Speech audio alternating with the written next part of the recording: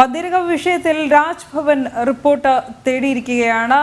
ഇത് ഗവർണർ ആരിഫ് മുഹമ്മദ് ഖാൻ സ്ഥിരീകരിച്ചു. റിപ്പോർട്ട് ലഭിക്കുന്നതിനനുസരിച്ച് കുട്ടിയുടെ വീട് സന്ദർശിക്കുമെന്നാണ് അദ്ദേഹം പ്രതികരിച്ചിരിക്കുന്നത്. ഇങ്ങനെ മനുഷ്യത്വമില്ലാതെ പെരുമാറാൻ എങ്ങനെയാണ് കഴിയുന്നതെന്നാണ് ഗവർണർ ചോദിക്കുന്നതും. അഖിൽ പാലോട്ടുമഠം കൂടുതൽ വിവരങ്ങളുമായി ചേരുന്നു. അഖിൽ, ഗവർണർ കൂടി ഇടപെടുകയാണ് പന്തീരങ്കാവ് വിഷയത്തിൽ. കോഴിക്കോട് പന്തീരങ്കാവിൽ നവവധുവിനുണ്ടായ അക്രമത്തിൽ രാജ്ഭവൻ റിപ്പോർട്ട് തേടിയിരിക്കുകയാണ്. സംഭവം എന്താണ് എന്ന് അന്വേഷിച്ച് റിപ്പോർട്ട് നൽകാൻ ഗവർണർ ഓഫീസിനോട് നിർദ്ദേശം നൽകിയിരിക്കുകയാണ്. ഈ റിപ്പോർട്ട് കിട്ടുന്നതിനനുസരിച്ച് കുട്ടിയെ സന്ദർശിക്കുന്നതടക്കം ഗവർണർ പരിഗണനയിൽ വെച്ചിട്ടുണ്ട്. എന്തായാലും ഗവർണർ ഈ വിഷയം നോക്കിക്കാണുന്നുണ്ട്. സംസാരിക്കുന്നത് തന്നെ അസ്വസ്ഥനാക്കുന്നു എന്നതാണ് ഗവർണർ പറയുന്നത്. ഈ കാര്യം എങ്ങനെയാണ് സംസാരിക്കുന്നത്, ഇത്ര മനുഷ്യത്വമില്ലാതെ എങ്ങനെയാണ് പെരുമാറാൻ കഴിയുന്നത് എന്നതൊക്കെയാണ് ഗവർണർ ചോദിക്കുന്നത്.